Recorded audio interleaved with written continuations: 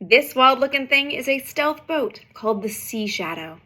The genesis for this very unconventional design came from Ben Rich, who at the time was leading the legendary Skunk Works department of Lockheed. He got the idea after seeing how a photograph of the F-117 didn't look good. It looked out of focus, and it turned out that the stealth coating on that plane was messing up the camera's sonar-like focus device.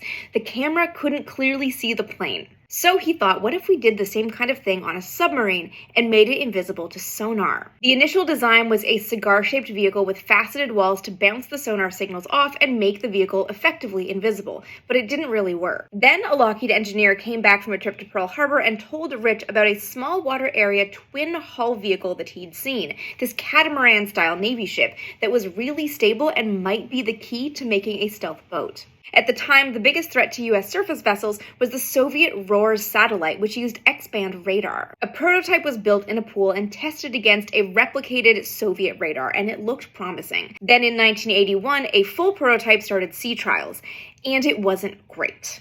Actually, in the water, it didn't fare so well. The radar could see giant waves, so the boat was far from invisible. And then it turned out one of the motor propellers was installed backwards. The issues were eventually solved, and the Sea Shadow went on to more testing, but it was eventually dry docked and canceled before it got out of the test phase. But research on this program did eventually go to lowering the cross-section of submarine periscopes and the radar cross-section of destroyers.